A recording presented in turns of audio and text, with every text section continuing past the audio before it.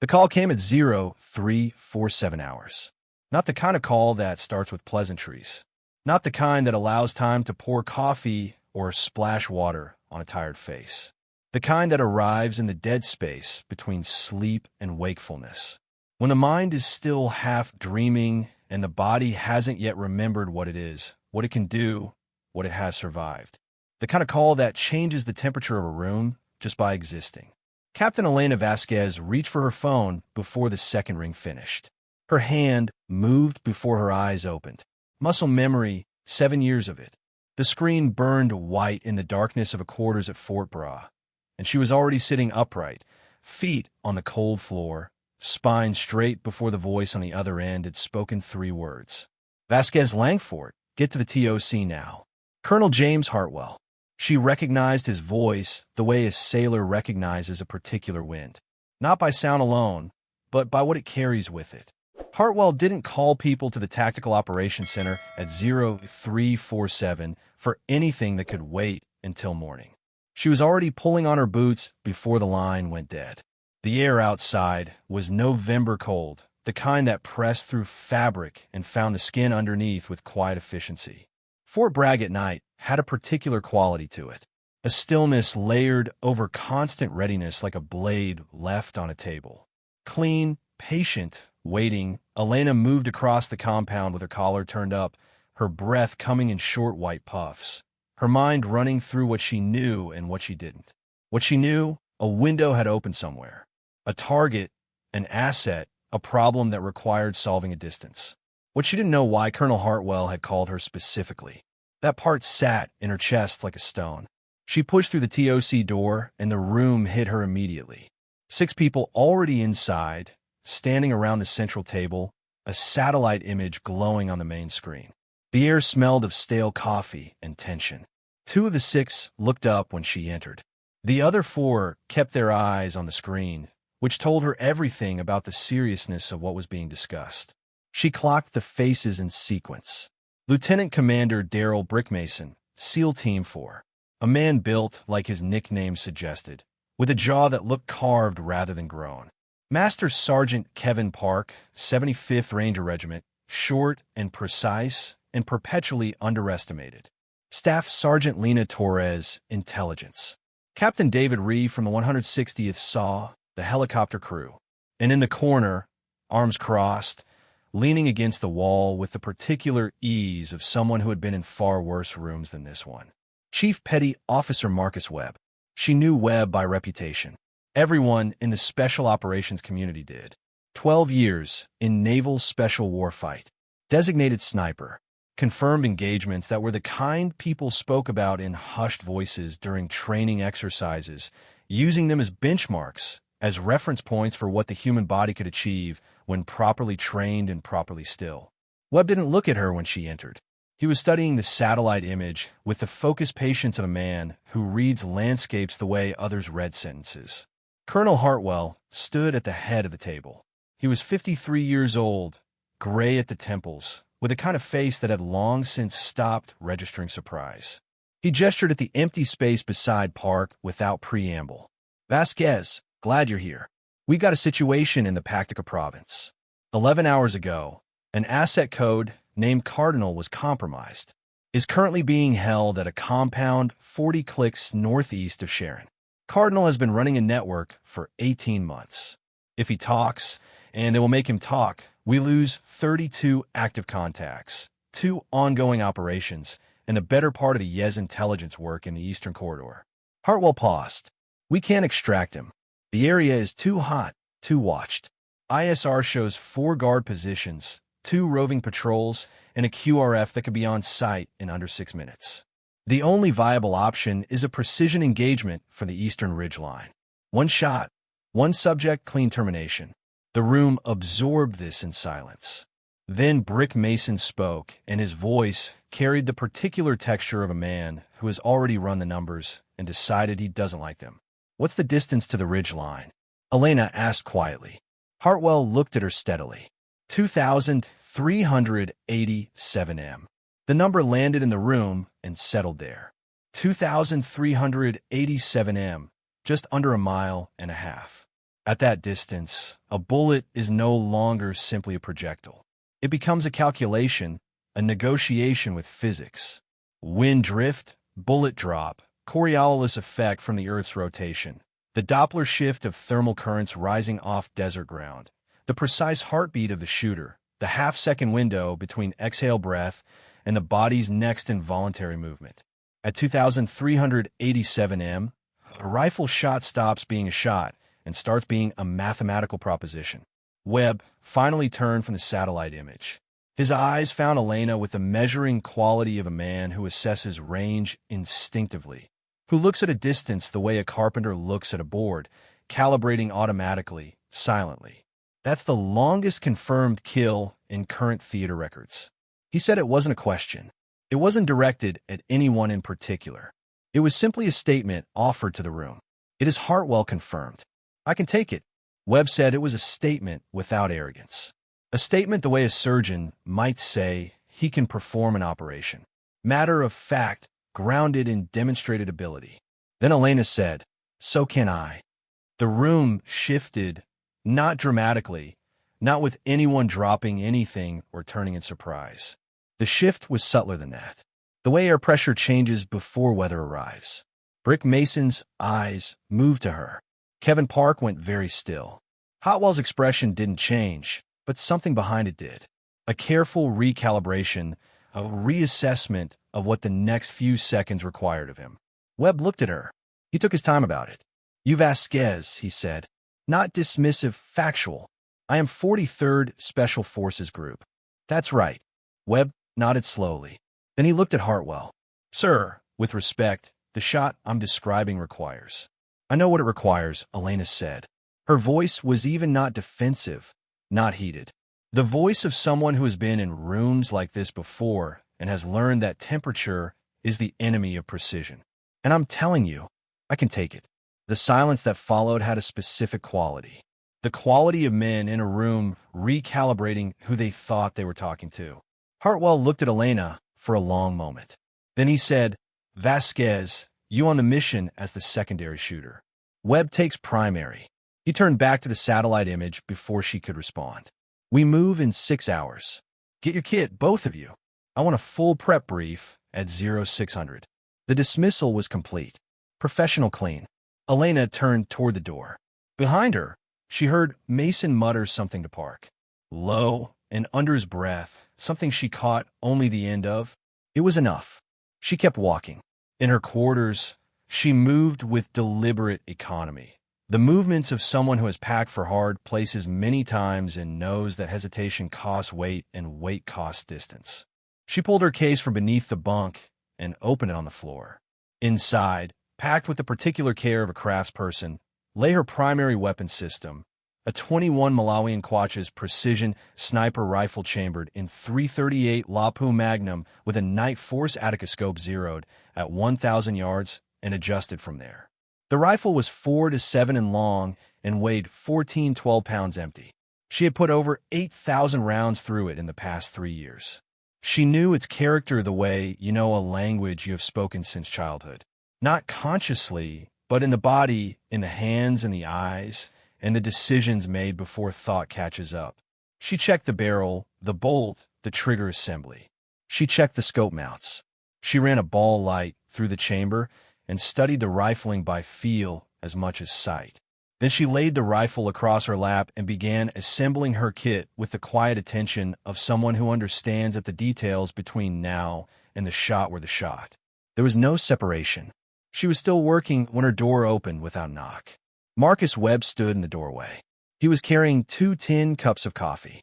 He looked at the rifle in her lap, then at her face, then at the rifle again.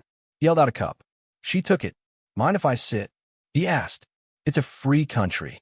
He sat on the foot locker across from her and wrapped both hands around his own cup and looked at her rifle without speaking for a moment.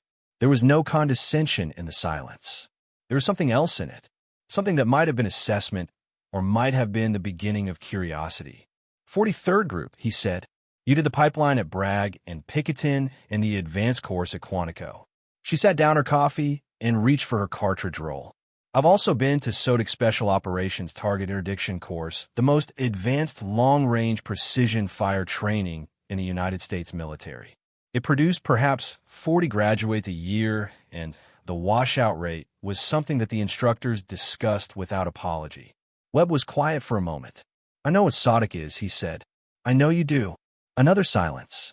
She began laying out her cartridges in sequence, checking each one by hand, feeling the case neck, the primer pocket, the bullet seating, 40 rounds of .338 Lipoa Magnum, hand-loaded, each one with a 250-grain Sierra Match King bullet seated to a depth she had measured personally on a precision micrometer. The variance across 40 rounds was less than 30,000 of an inch. She had loaded them herself the previous week, the week before the call came, because she loaded ammunition the way some people maintain journals regularly, carefully as a form of preparation for something she could not yet name. Webb watched her work. After a while, he said, "That's hand-loaded." "Yes, you do your own loads." Since the first year, he was quiet for another moment. She could feel him recalibrating, the way you can feel the scale adjusting when weight is added to it gradually. She did not look up from her cartridges. "The guys in there," he said finally, meaning the TOC, meaning Mason and Park and the rest. "They don't know you. I noticed they will." She sat down the cartridge he was holding and looked at him for the first time since he'd sat down. He wasn't looking away. His face had the quality of someone who has seen enough of the world to have reached a kind of flatness about it. Not coldness, but the calm of a person who has sorted what matters from what doesn't and left the sorting behind them. "Is that why you brought the coffee?" she asked. Something that might have been a smile crossed his face. Just briefly. "No," he said. "I brought the coffee because I wanted to see your rifle." She looked at the 21 Malawian Quatches in her lap, and nothing. Webb said, "It's a good rifle." He stood, finished his coffee in one long pull, set the tin cup on her footlocker. "I'll see you at the 0600 brief." He was already at the door when he stopped and turned back almost as an afterthought. "Vasquez at 2387 m. The Corrales is going to run you about 3 in left at that elevation and latitude. You'll want to bake that into your firing solution before we go. Not on the position." He left. She sat for a moment, holding her half-finished coffee and looking at the space where he'd been. Then she nodded to herself precisely and went back to work. The 0600 brief was held in the same TOC room, but with additional personnel, a CIA liaison named Shepard, who wore civilian clothes and had the eyes of a man accustomed to rooms he was not supposed to be in. An A-Force ISR analyst who went by the call sign Oracle and who ran the imagery from the drone feed with a mechanical confidence of someone who trusts data over intuition, and a young Ranger Corporal named Darius Hayes who had been attached to the OP as comm support. 19 years old, quiet with a notebook, he was filling in a careful, cramped handwriting that suggested he treated every word as something to be saved. Hartwell ran the brief with his characteristic economy.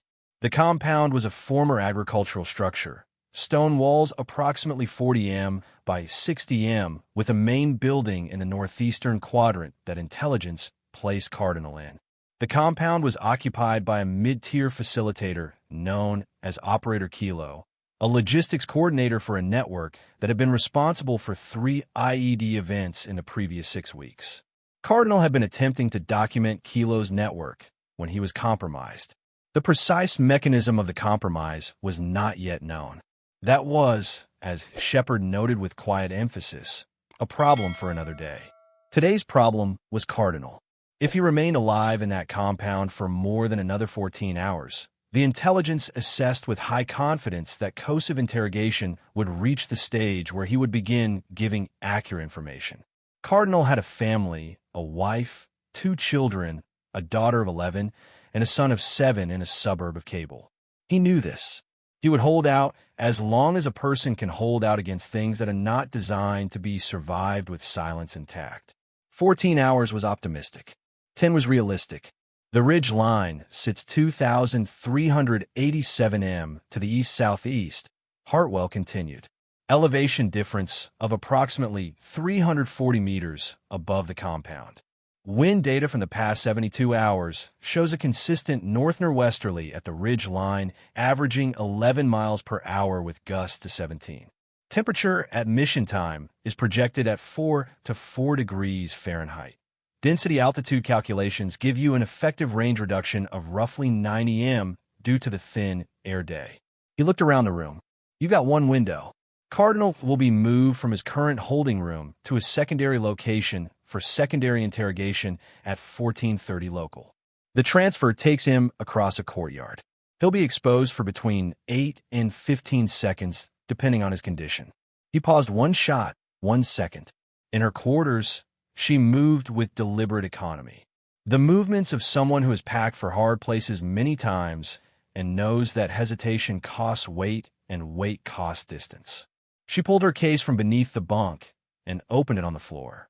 Inside, packed with the particular care of a craftsperson, lay her primary weapon system, a 21 Malawian Quachas precision sniper rifle chambered in 338 Lapu Magnum with a night force at scope zeroed at 1,000 yards and adjusted from there. The rifle was 4 to 7 in long and weighed 12 pounds empty. She had put over 8,000 rounds through it in the past 3 years.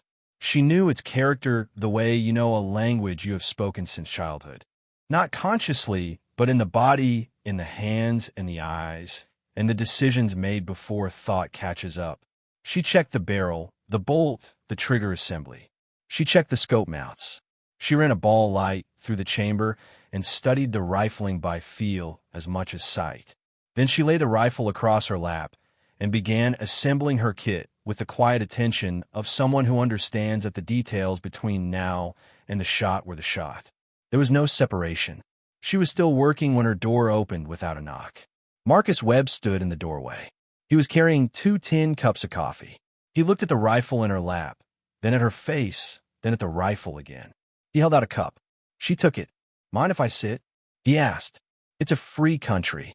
He sat on the foot locker across from her and wrapped both hands around his own cup and looked at her rifle without speaking for a moment. There was no condescension in the silence. There was something else in it, something that might have been assessment or might have been the beginning of curiosity. 43rd Group. He said you did the pipeline at Bragg and Picketon and the advanced course at Quantico. She sat down her coffee and reached for her cartridge roll. "I've also been to SODIC Special Operations Target Interdiction course, the most advanced long-range precision fire training in the United States military. It produced perhaps 40 graduates a year, and the washout rate was something that the instructors discussed without apology." Webb was quiet for a moment. "I know what SODIC is," he said. "I know you do." Another silence. She began laying out her cartridges in sequence, checking each one by hand, feeling the case neck, the primer pocket, the bullet seating, 40 rounds of .338 Lapa Magnum, hand-loaded, each one with a 250-grain Sierra Match King bullet seated to a depth she had measured personally on a precision micrometer.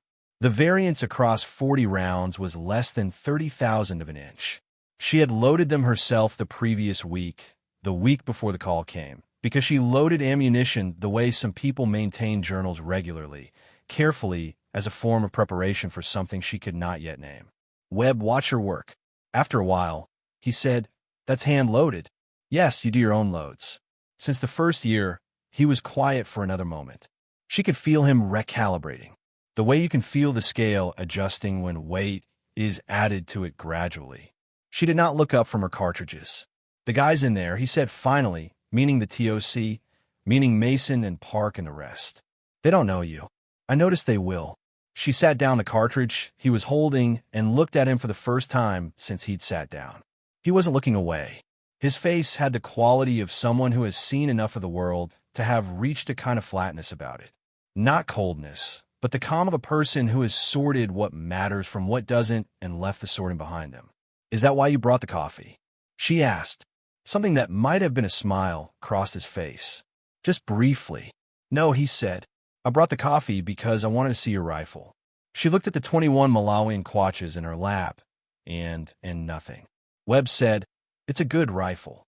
He stood, finished his coffee in one long pull, set the tin cup on her foot locker. "I'll see you at the 0600 brief." He was already at the door when he stopped and turned back almost as an afterthought.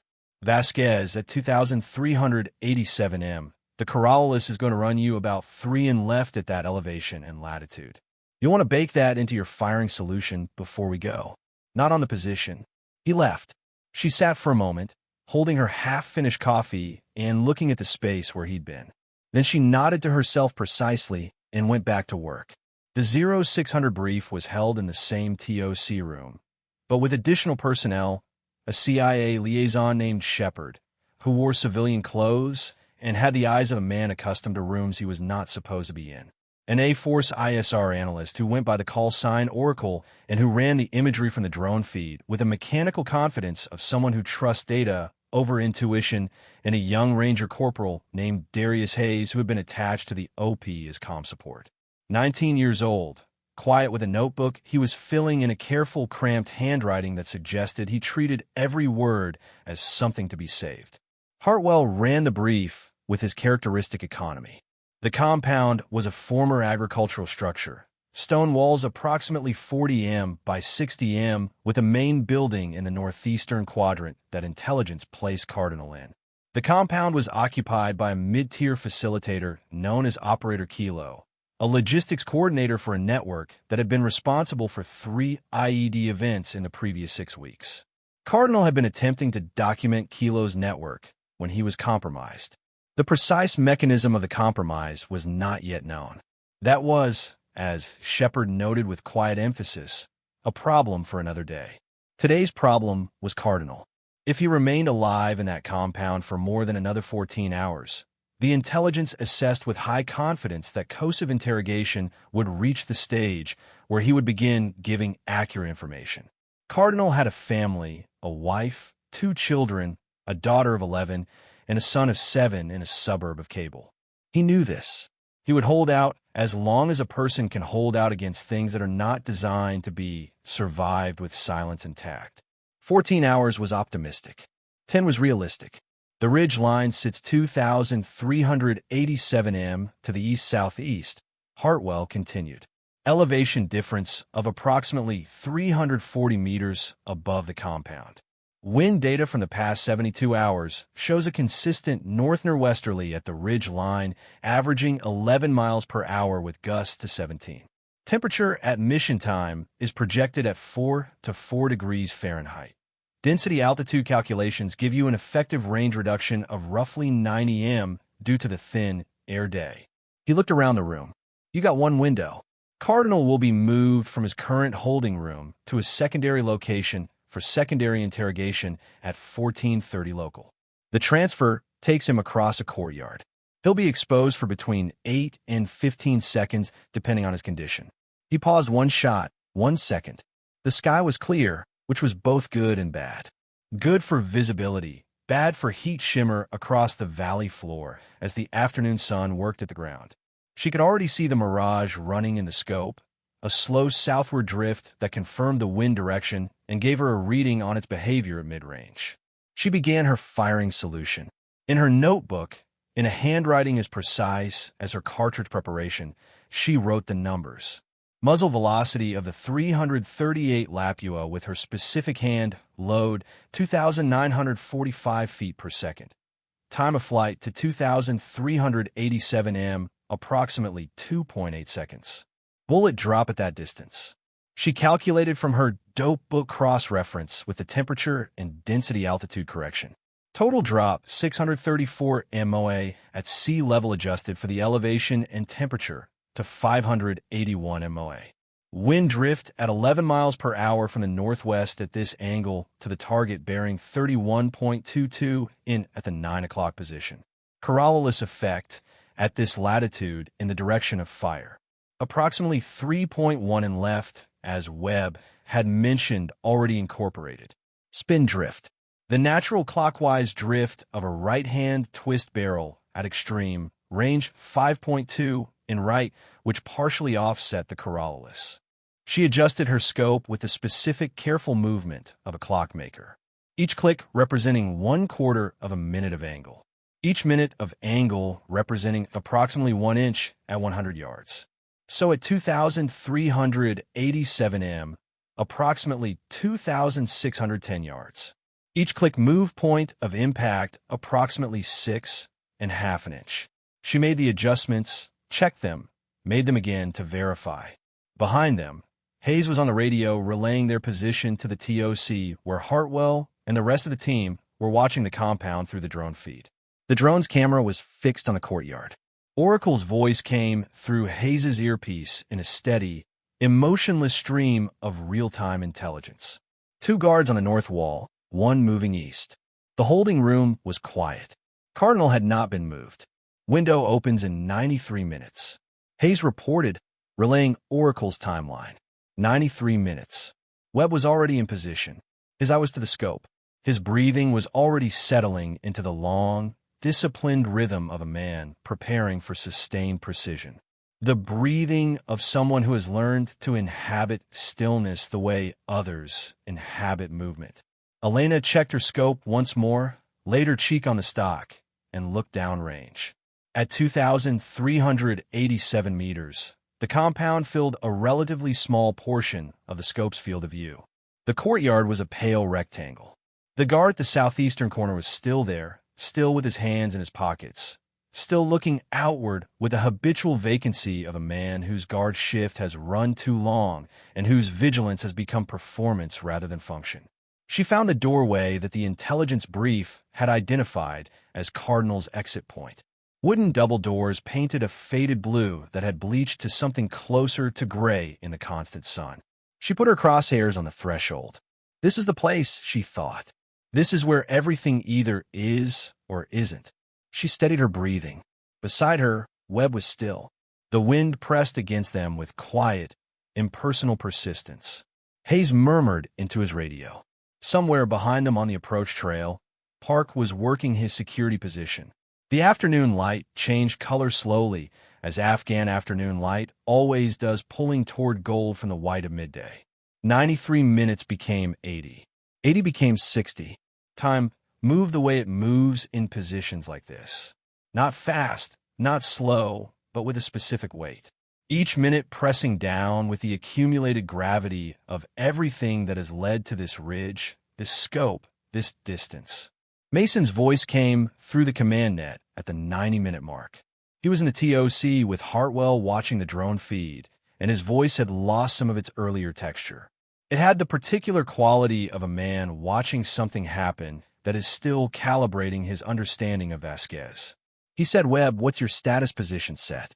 Webb replied low and even firing solution complete. There was a pause then. "Vasquez, solution complete," she said. "Ready?" A longer pause this time. Then Mason said with something in his voice that wasn't quite any single thing, "Copy that." The wind shifted at the 50-minute mark.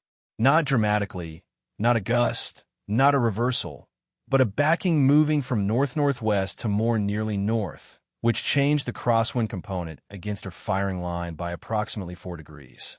She watched the mirage and her scope for 30 seconds, confirmed the shift, and made a small adjustment to her wind correction. Beside her, she heard Webb make an identical adjustment without her mentioning it. They had reached the same conclusion at the same moment. She registered this without comment. At the 40-minute mark, Hayes relayed that Oracle was reporting increased movement inside the compound. A vehicle had arrived at the western gate. 2 additional personnel had entered the main building. The activity pattern was consistent with preparation for movement. Cardinal's transfer was being organized daily. "Window may open ahead of schedule," Hayes reported, his voice carrying the specific strain of a 19-year-old trying to sound like he has delivered bad news in the field before. "Copy," Webb said. Elena said nothing and adjusted her grip. At the 32-minute mark, the blue-gray doors opened. She saw it before Webb called it.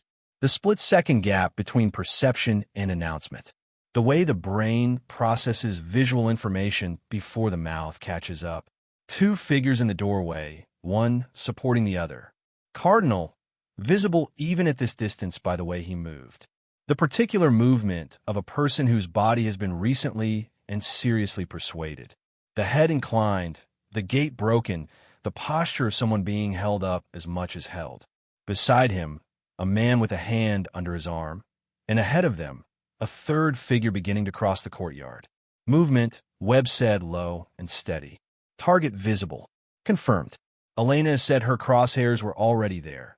already resting with the specific softness of a properly cheek-welded shooter on the exact point in space where cardinal transfer would pass through the one angle that provided a clean shot without risk to other bodies. She had identified this angle during the initial scope survey and had returned to it twice since. She had been waiting for it for 32 minutes. Primary has solution. Webb said her finger was on the trigger guard. Feeling it, not the trigger yet. The guard waiting.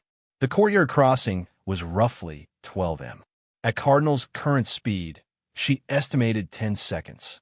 The clean window would open at approximately the 4-second mark.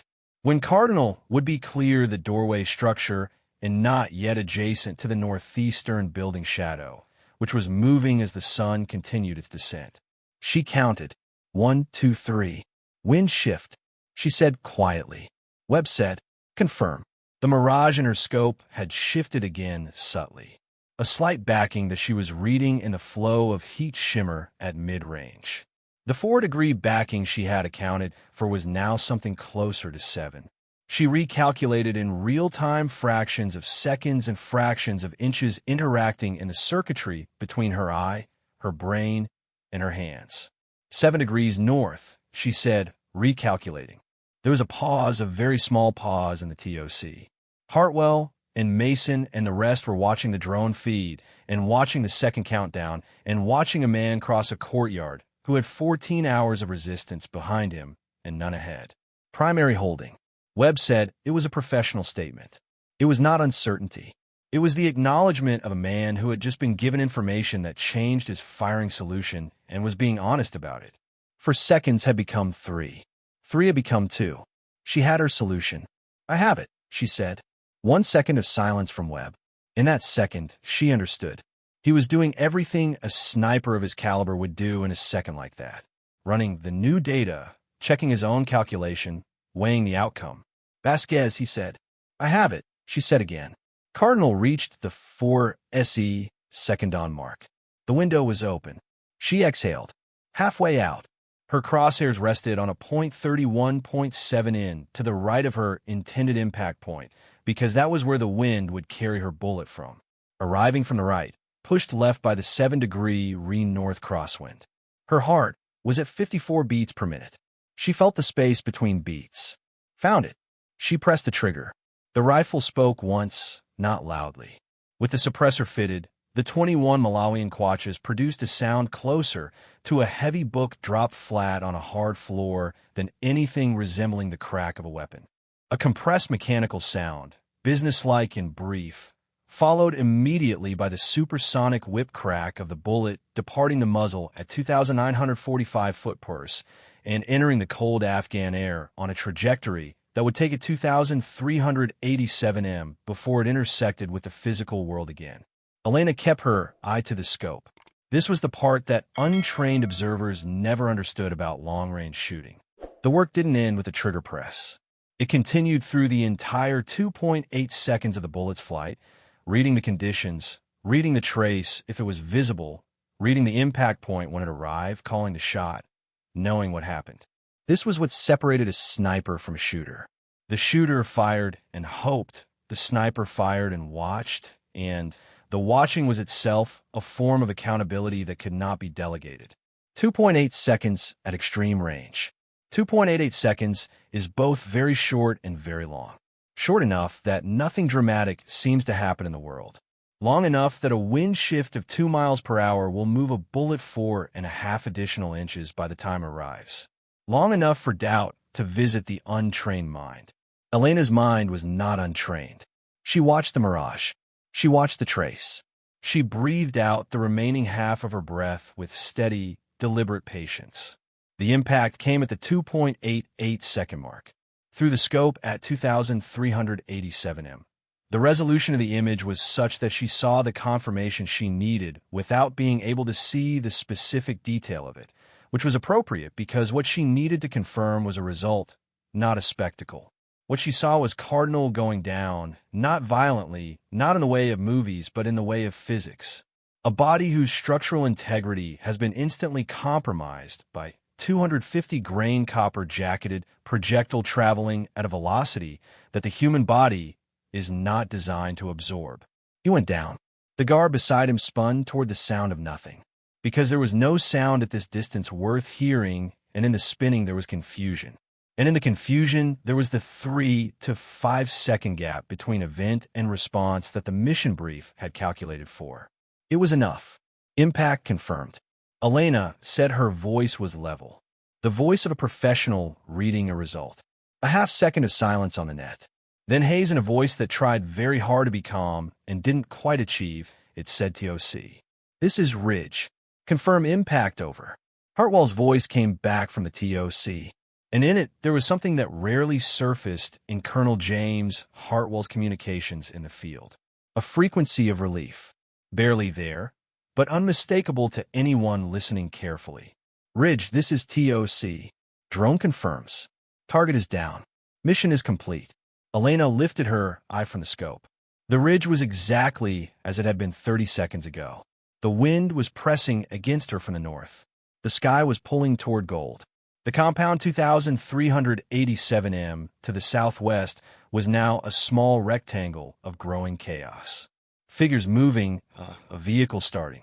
The QRF response initiating, which was exactly what the mission brief had predicted and which was now irrelevant to the outcome. She began field stripping her bipod. Webb said nothing for a moment. He was still in his position, his eyes still to his scope, conducting his own observation of the compound's response. Then he slowly sat back on his heels and looked at her. He looked at her the way a man looks at something he has known abstractly for a long time and has now encountered in physical form for the first time. He said, 7 degrees backing wind recalculation under 4 seconds. First round impact at 2,387 m. She was working on her bipod. Yes, that's not a secondary shooter, he said. It was not a compliment. It was a recalibration of fact, stated plainly. I was whatever the mission needed, she said. Webb looked at her for another moment. Then he nodded. Not the casual nod of social interaction, but the specific nod of professional acknowledgement. Weighted and deliberate. The nod that one craftsperson give to another after watching them work. Behind them, he had stopped writing in his notebook. He was staring at Elena with a particular expression of 19 years old, encountering something it will be processing for the rest of its life. Park appeared from the southern end of the ridge where he had been maintaining the security position, moving with the low, efficient crouch of a ranger who has been watching an approach corridor for 50 minutes and is now transitioning out of that role. He came alongside Elena as she was sliding her rifle into its case and looked at her once. The way Park always looked at things. Briefly, comprehensively, and with the minimum number of words required. Nice shot, Park said. Thank you, she said. That was the entirety of the exchange. It was enough. The extraction took 40 minutes. They came off the ridge faster than they had gone up. The weight of achievement, doing something to the physical task that mathematics alone doesn't account for. Hay stayed close to Elena on the descent, not conspicuously, but with the unconscious gravitational pull of someone who has just witnessed something and is not yet sure how to sort it into the categories they have for the world. At one point on a particularly steep section where the shale was uncertain underfoot, he came alongside her and said quietly over the noise of the wind, "Captain Vasquez, that wind shift. How did you calculate that so fast?" She looked at him briefly. He had his notebook in his outside pocket, the corner of it visible above the zipper. And he had a look on his face that she recognized, the look of someone who is genuinely asking a question, not performing one. "I didn't calculate it fast," she said. "I calculated it slowly for 3 years until I could do it quickly." She glanced at the notebook in his pocket. "Are you keeping notes on the operation?" He looked slightly uncomfortable. "I keep notes on everything." "Good," she said simply and kept descending. The Black Hawk was waiting in the valley with its rotors turning at flight idle. Reese at the controls and the crew chief standing at the door with the patient readiness of someone who is always the last one to know if the mission went well. They loaded in sequence. Rifles first, then personnel and the helicopter lifted before the doors were fully closed, banking safe west in the fading light with the urgency of a machine that knows its route and runs it without sentiment.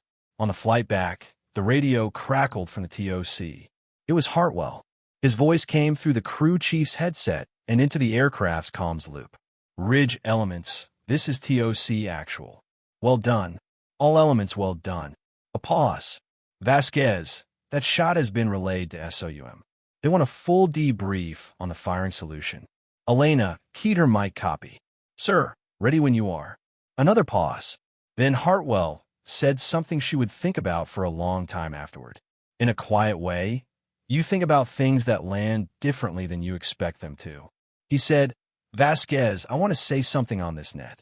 For the record, that was the longest confirmed precision engagement by a U.S. military operator in this theater this year. I want you to know I'm aware of exactly what that took. She held the microphone button for a moment without speaking. Then she said, the target is down, sir. That's all it took. A brief silence. Copy that, Hartwell said and signed off. Across the aircraft, Mason was looking at her. He had been in the TOC for the shot, had heard it called, had watched it on the drone feed, and he had the specific expression of a man who has recently had the architecture of a held assumption disassembled from underneath him and is now standing in the gap between what he expected and what happened. It was not a comfortable expression. It was an honest one. The helicopter noise made conversation technically difficult. He leaned forward anyway. I owe you an apology, he said. He had to raise his voice slightly over the rotor to wash, which stripped the statement of any diplomatic softening and left it bay and direct. Probably more direct than he had intended, but more true for it. Elena looked at him. She stuttered his face the way she had stuttered the mirage in her scope, reading it for what it was actually telling her, not for what she wanted it to say. What are you apologizing for? She said. He seemed slightly caught by the question. The TOC this morning when you said you could take the shot. You didn't believe me.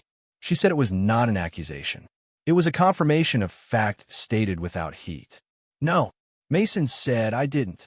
That's not an apology-worthy offense. She said, you didn't know me. You never see me work. Doubt before knowledge is rational. She held his eyes. What would have been worth apologizing for is if you'd known and still doubted. You didn't know. Mason was quiet for a moment, absorbing this. You're more generous than I expected, he said. I'm precise, she said. There's a difference. Something in Mason's face changed. Not dramatically. Not in the way of the movies where a character's transformation is announced with swelling music and a convenient close-up. It changed in the way faces actually change slowly and from the inside. A reconfiguration of underlying assumptions that would take days to fully settle, but had begun here in a Black Hawk over Afghan terrain with a woman who was more precise than generous, talking to a man who had just had his mental model of the world quietly revised by reality. He nodded, not the fractional nod he'd given before, a full nod, the kind that means something. Webb, who had been listening with his eyes closed, said without opening them. She was SODIC top graduate class of 2019. He paused. I was an instructor that cycle. Silence in the aircraft. The particular silence of several people absorbing the same information simultaneously. Mason looked at Webb. You knew. I knew when she named the wind shift in 4 seconds. Webb said the SODIC grad I remembered. She used to do that problem set in 3. He finally opened his eyes and looked at the ceiling of the Black Hulk. I brought her coffee to see her rifle. I was wrong about why I was bringing it. The admission sat in the aircraft for a moment, and nobody commented on it, because in the company of people who do serious work, honesty about being wrong is not treated as a vulnerability. It is treated as evidence of a functioning mind. The debriefing at Fort Bragg began at 2,200 hours and ran until past midnight. Elena sat at the main table with a notebook and her firing data and went through the shooting solution with a methodical completeness that the SOUM liaison, a colonel named Beckett, who had flown in from Stuttgart for reasons that suggested the mission had implications beyond what had been briefed at the original TOC session, described afterward as the most comprehensive post-engagement technical record he had seen produced in the field without access to a ballistic computer. She had done it by hand in a notebook on a ridge line in the cold. Beckett said this to Hartwell in the hallway afterward, not knowing Elena was close enough to her. Hartwell said with the particular dryness of a man who has now had access to information he wishes he'd had earlier. She's been doing it by hand since the first year. Doesn't fully trust the computers. Beckett said, why not? Because Hartwell said, and Elena heard the pause before he said the next words, as if he was choosing them with care. The computer doesn't feel the wind. She did not round the corner to acknowledge she had heard this. She went back to her seat and finished her debrief notes. And when Beckett came in and shook her hand with the careful formality of a man who is recalibrating his understanding of a situation while trying to appear as though he is doing no such thing, she shook it once and let it go. It was past midnight when Hayes found her in the break room. He was still in his field kit, which suggested he hadn't been to his bunk yet. And he had his notebook open in his hands and the look on his face of someone who has been working up to a question for several hours. "Can I ask you something, Captain?" he said. She was cleaning her rifle at the table. The 21 Malawian kwaches was field stripped again, not because it needed it, but because the ritual of the cleaning was itself something she valued. The attention it required, the respect it implied. "You can ask," she said. He sat down across from her, without being invited, which she noted with approval. Hesitation was a habit she found more corrosive than boldness in people who were still learning. "I'm going to try for Sodic," he said. "I've been thinking about it for a while," but he stopped, looked at his notebook. "Today changed something.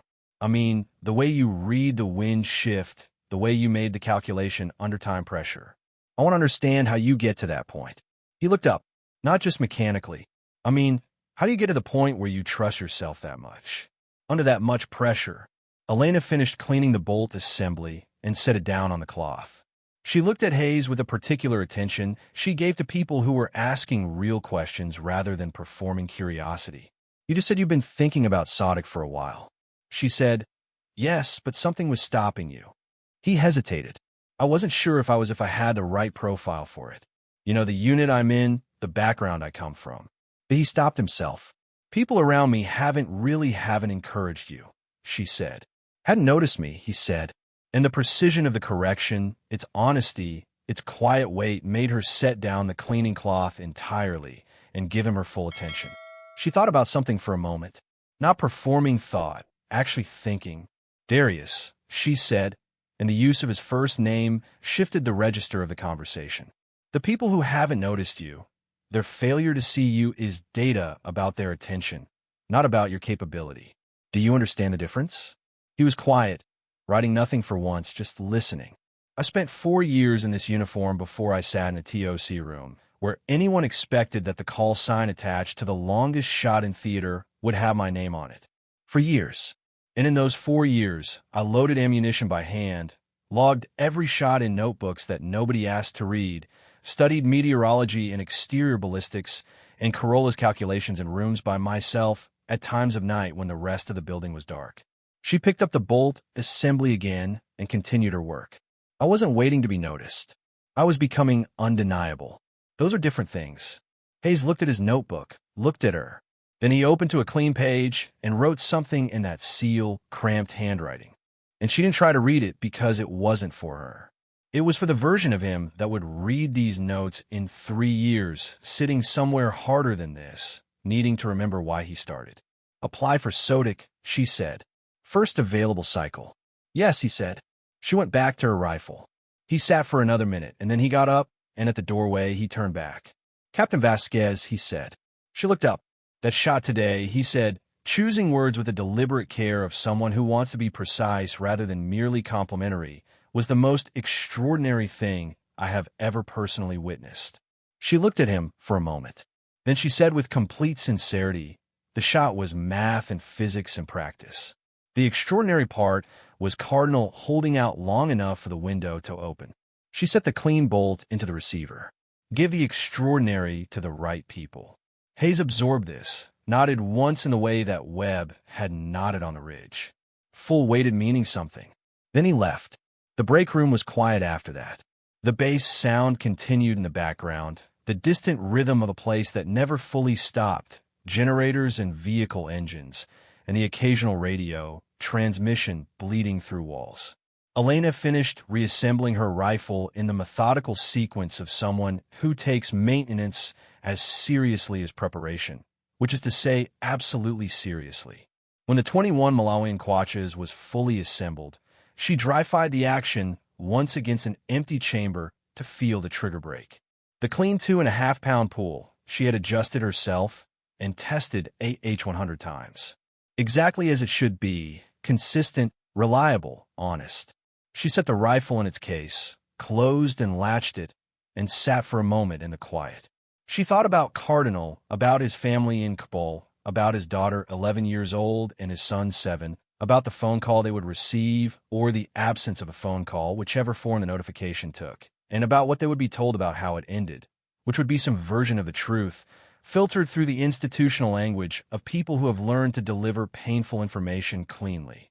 She thought about the 14 hours that had been available and the 10 that were realistic and the way the mission had compressed all of that into a single moment on a ridge in cold light. About the 2.8 seconds between trigger press and impact. About the fact that 2.8 seconds had been, in some meaningful sense, the whole point of 3 years of hand-loaded ammunition and midnight ballistic study, and a scope she had maintained with the care of someone who understands that the lens between I and the world was not a metaphor. She thought about Mason in the helicopter, about the architecture of assumptions, and how long it takes to build them, and how quickly they could be revised by a single undeniable fact. She thought about Webb, who had brought coffee to see her rifle, and found something else entirely.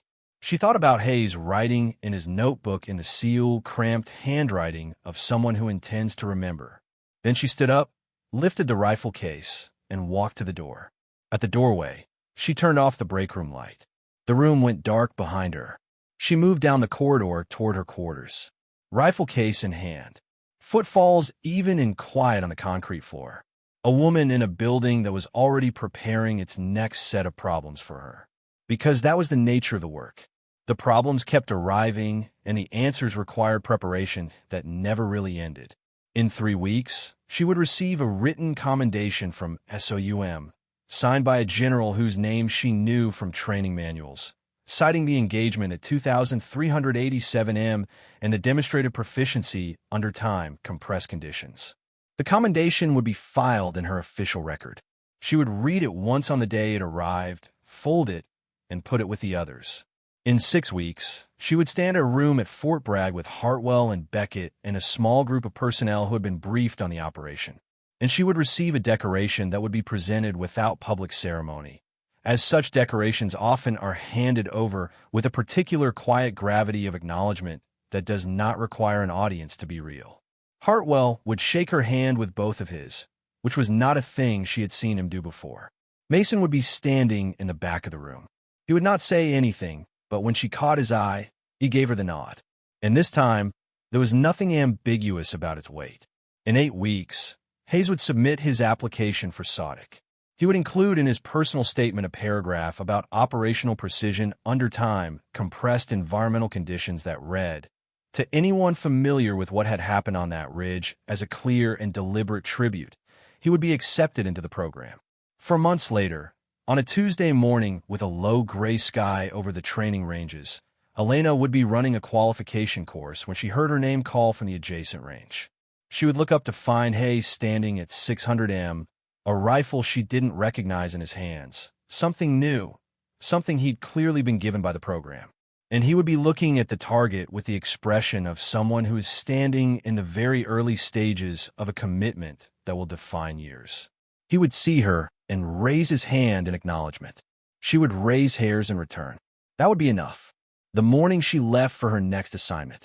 A pre-dawn departure in February with frost on the ground and a sky the color of old iron.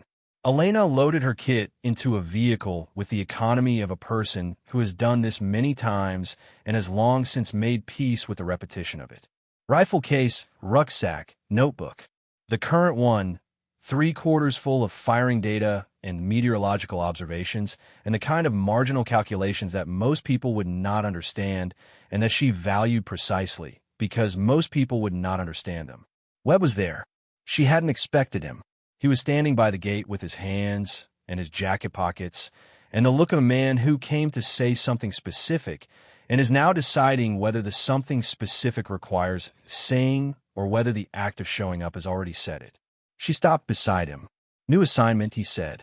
Yes. Where? She gave him the region without the detail, which was the appropriate amount of information to give and which he accepted without asking for more, which told her everything she needed to know about him. "What's a range?" he said. She almost smiled. "Almost. They haven't told me yet." Webb nodded. Then he reached into his jacket pocket and took out something and held it out to her. A small card military issue with a radio frequency written on it in precise block letters. "In case you need a spotter," he said. She took the card and looked at it. The frequency was one she recognized from an earlier operation, a cross-unit coordination net that technically required authorization to access and which both of them understood to mean something different from what it said on paper. "I won't need a spotter," she said. "I know," he said, "but the number's there." She put the card in her jacket pocket. She got in the vehicle. The driver pulled forward. She did not look back, because looking back at things that was settled was a habit she had never cultivated. But as the gate passed on her left, and the base fell behind them, and the gray February sky pressed down on a flat road heading toward an airfield, and a flight in a place with different problems waiting, she felt the card in her pocket with a silly, quiet awareness. The road ran ahead. The mission ran ahead. Everything runs ahead in this work. The preparation and the execution and the quiet afterward, and then the preparation again. Because the preparation is not a prelude to the work. The preparation is the work. And the woman who understands that, who loads her own rounds and studies wind at midnight and makes calculations that take years to compress into seconds, that woman does not wait to be seen. She becomes undeniable. And the next ridgeline is always waiting. Ghost never rests. The field at Bagram was never quiet. Even at 0430 hours, when the sky was still the deep bruised purple of pre-dawn and the frost had settled in a thin, even crust across the tarmac. The place operated with a continuous, overlapping energy of a machine that had long ago forgotten what stillness felt like. Cargo loaders moved in the distance. AC-17 was running its engines at the far end of the runway. The sound of deep chest pressing vibration that you felt before you heard.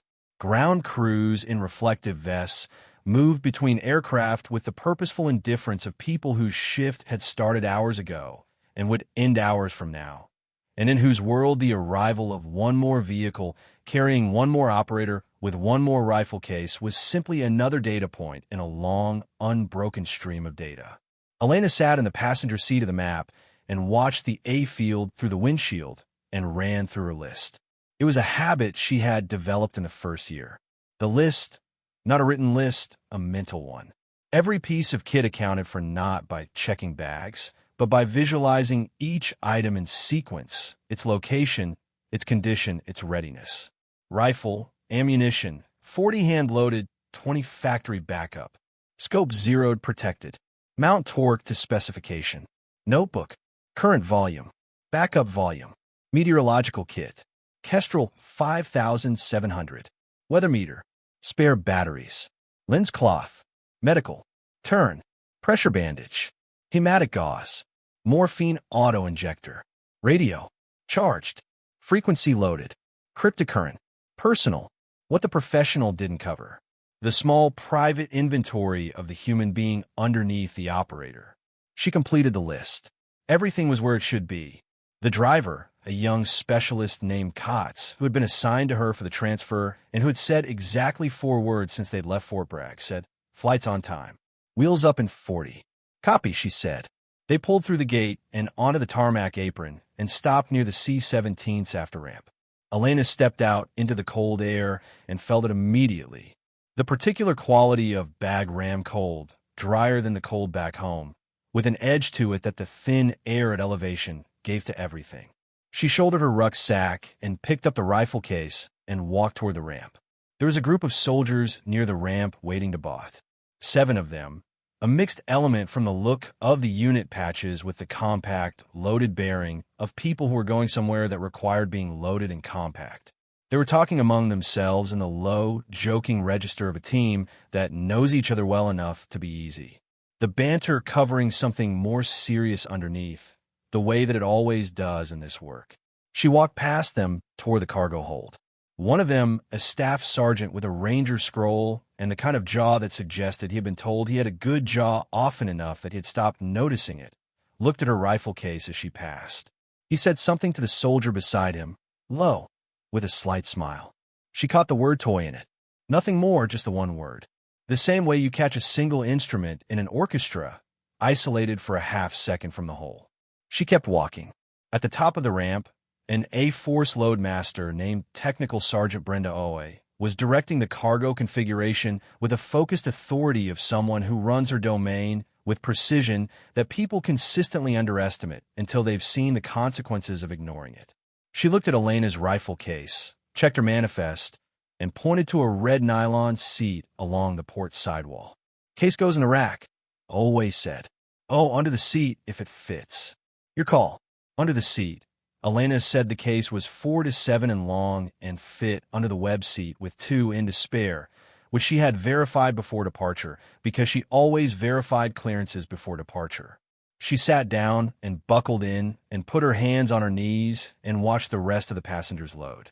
The staff sergeant with the good jaw boarded last, still talking to his teammate, still carrying the easy energy of someone for whom this flight was one in a long series and had therefore been largely normalized. He sat 3 seats down from Elena. When he settled and looked along the row and noticed her, something in his expression reorganized briefly. The particular reorganization that happens when a mind that has made an assumption encounters the possibility that the assumption may need revisiting. He looked at her. She looked forward. The C-17's ramp began to close. In the noise of the aircraft, conversation was again technically difficult. Again, it happened anyway. The staff sergeant leaned toward her slightly, projecting his voice over the engine noise without quite shouting. What unit? He asked. 43rd Group, she said. He nodded with a specific nod of someone who is placing this information within a framework. Long-range precision. Yes. He looked at the rifle case under his seat with something that was not quite skepticism and not quite curiosity, but somewhere in the zone between the two, where people spend a lot of time before they have enough information to move in either direction. What system are you running? 21 Malawian Quatches, she said. He raised his eyebrows slightly. That's a serious rifle F. He stopped himself. He had enough situational awareness to hear the sentence before he finished it and make the decision not to finish it, which was a form of intelligence, even if the beginning of the sentence had already said most of what the rest of it would have.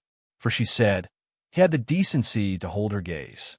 I was going to say for a solo deployment, he said, which was not what he had been going to say, and they both knew it.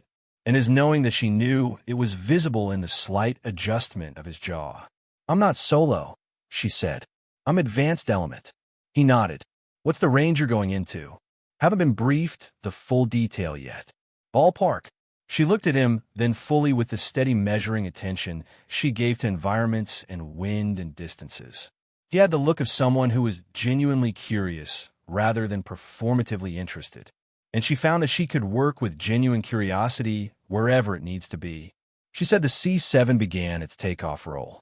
The noise climbed to the level where individual conversation became too costly, and the exchange ended there, suspended in the way that conversations on military transport always seem suspended, left unresolved in the air to be picked up or abandoned, depending on what the next destination brought.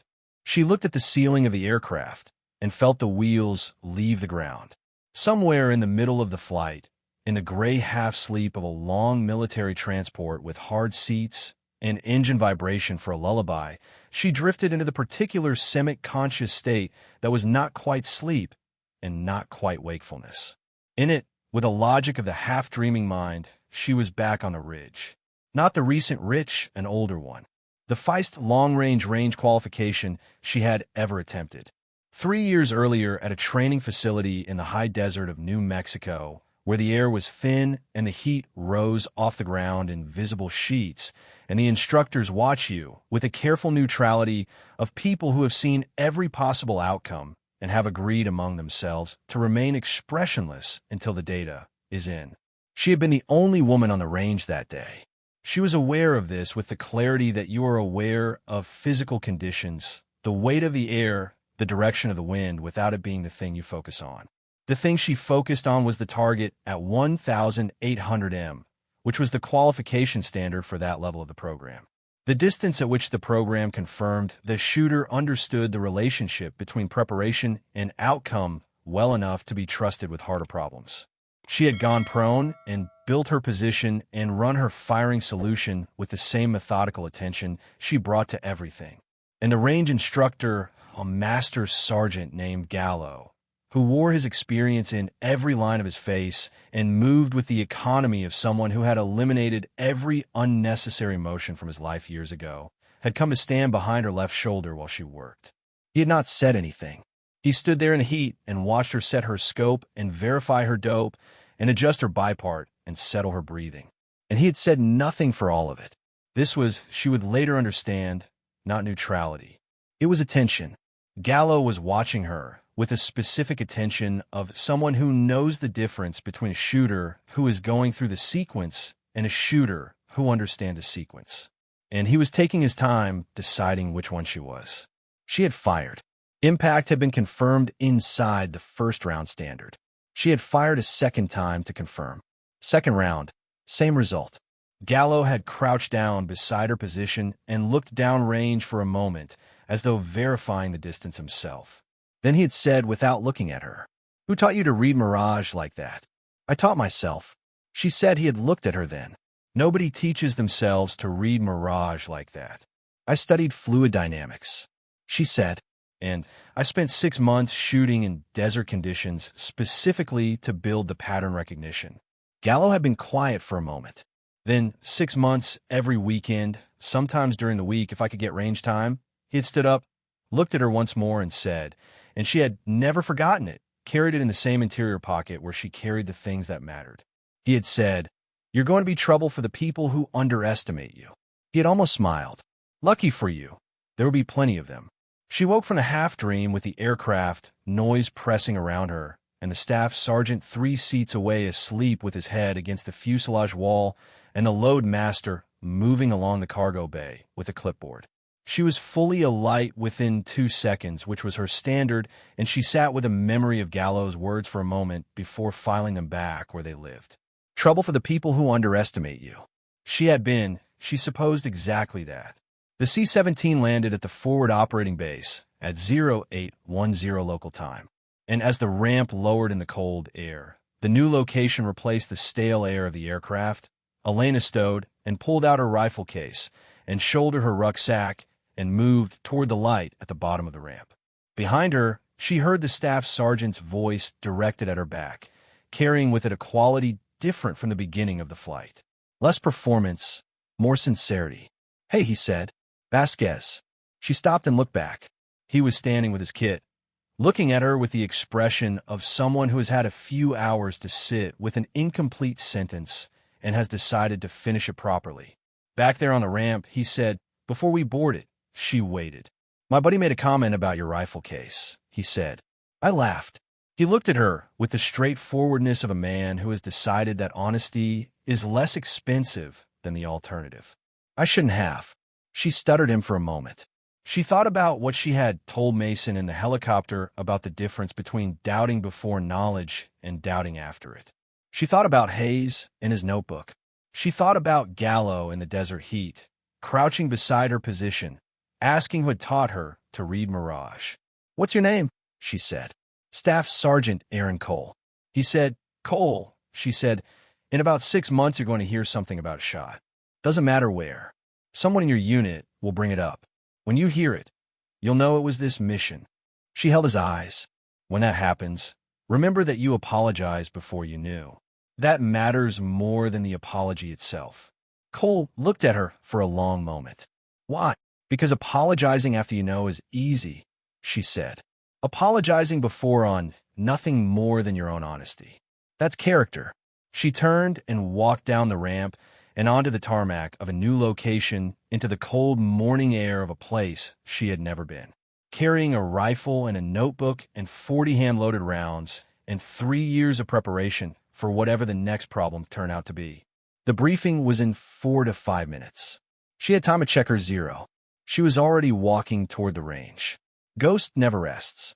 The range at FOB Salino was a stripped-down affair compared to what she was used to.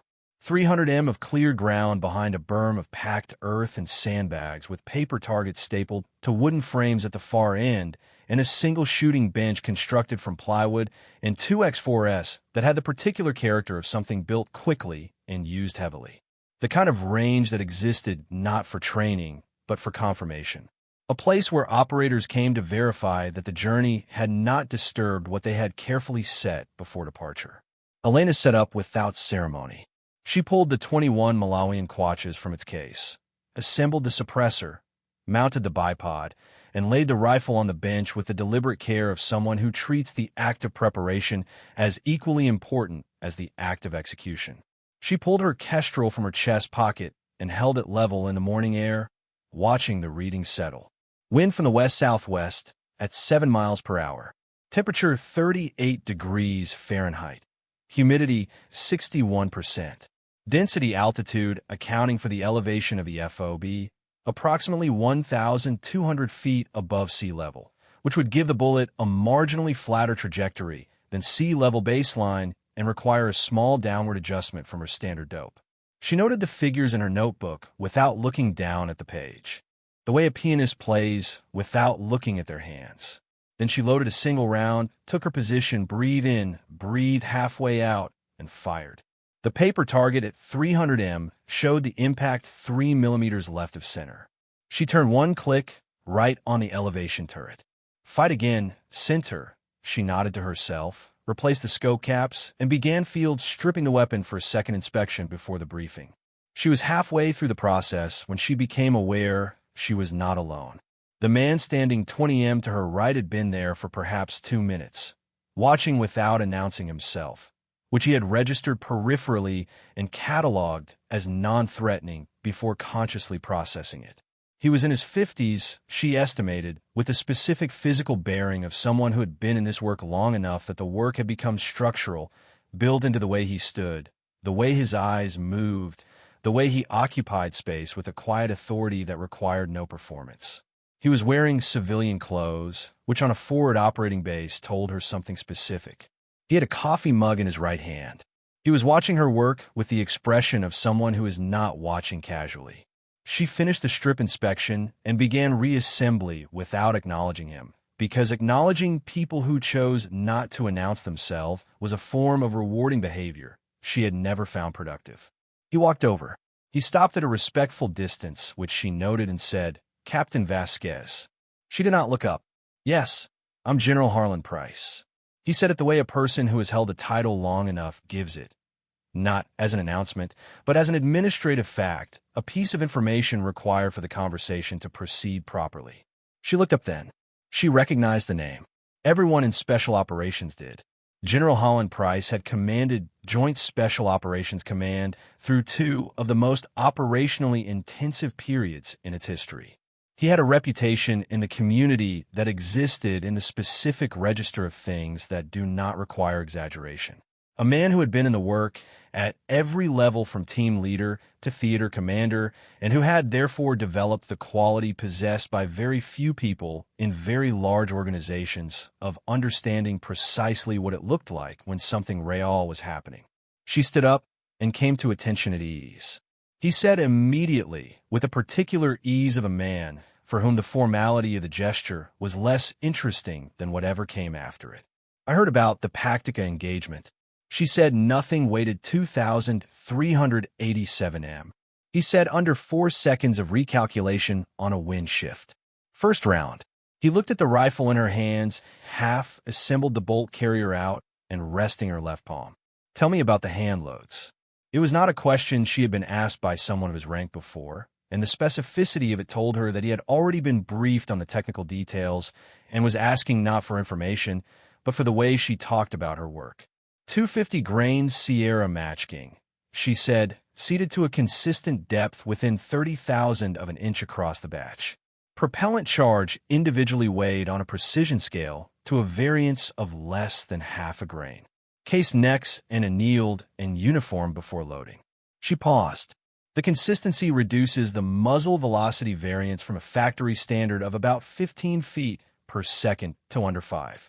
At 2,387 m, That difference represents approximately 4 in of vertical dispersion. Price was quiet for a moment looking at the rifle.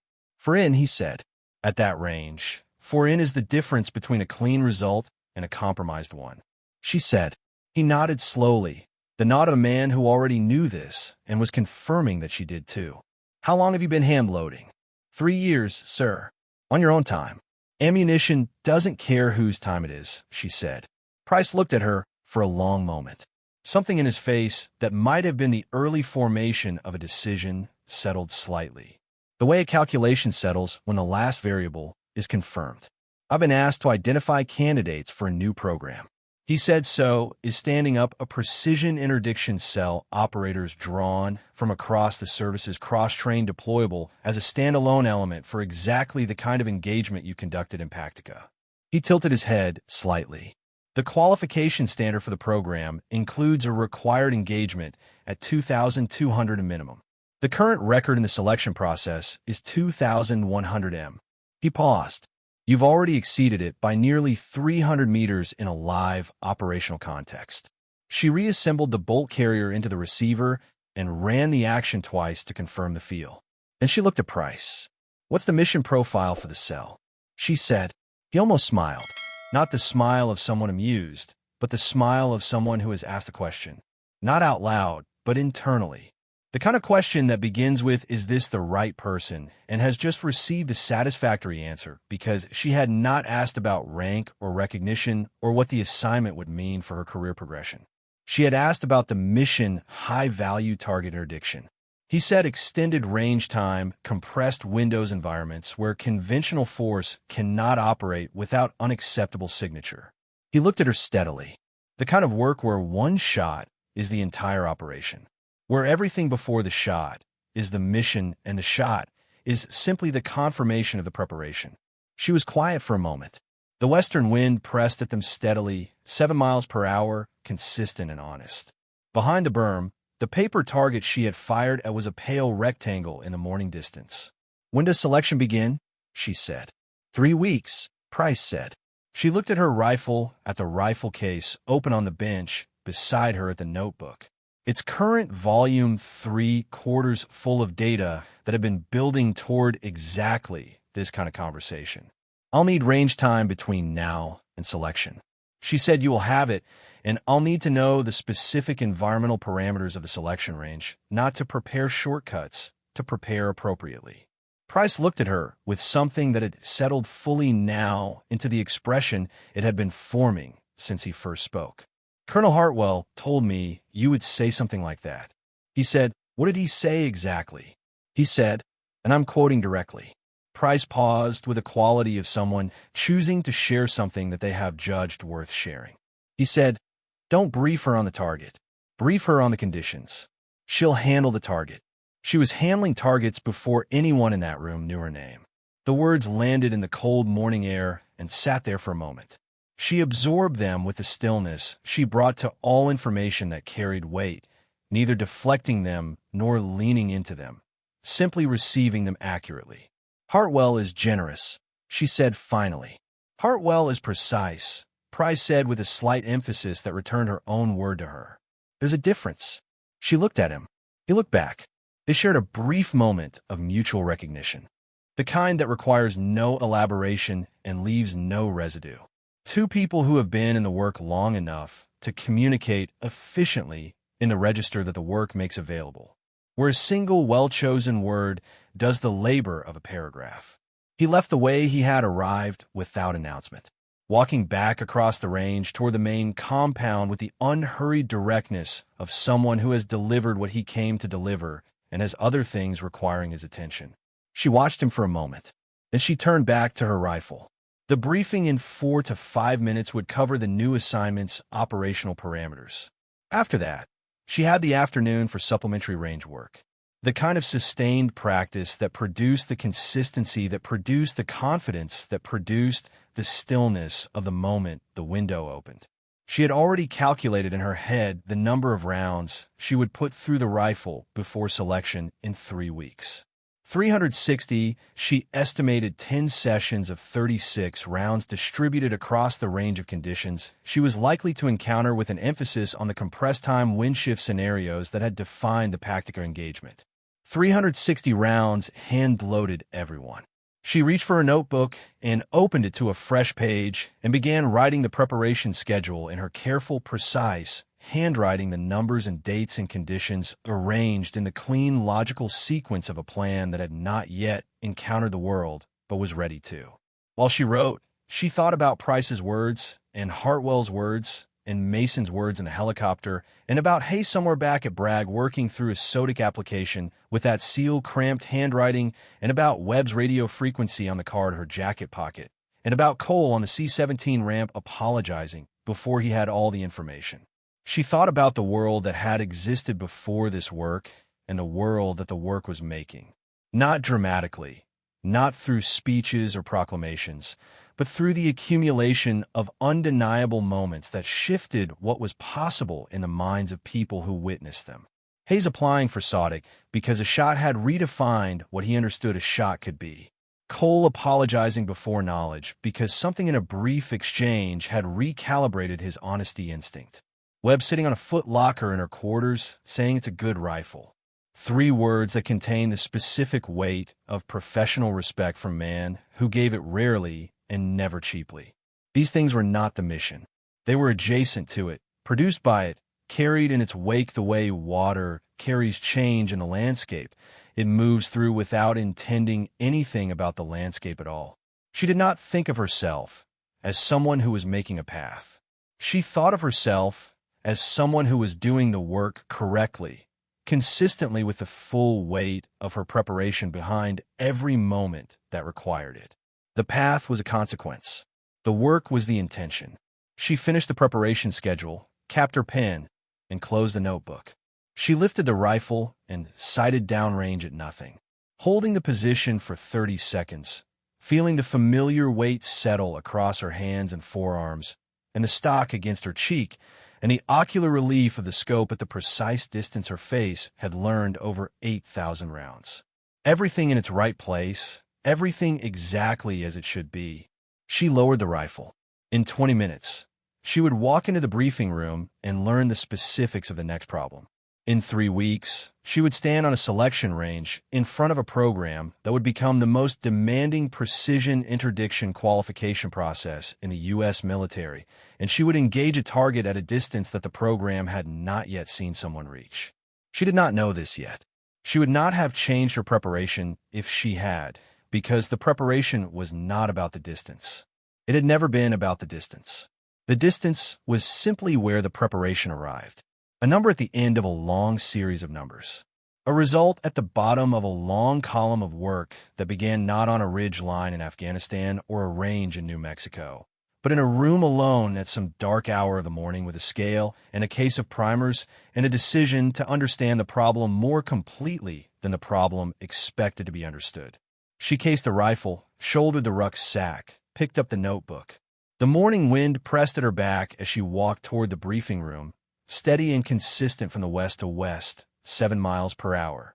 She noted it automatically, filed it without effort, and kept walking. The next ridge line was always waiting, and she was always ready. Ghost never rests.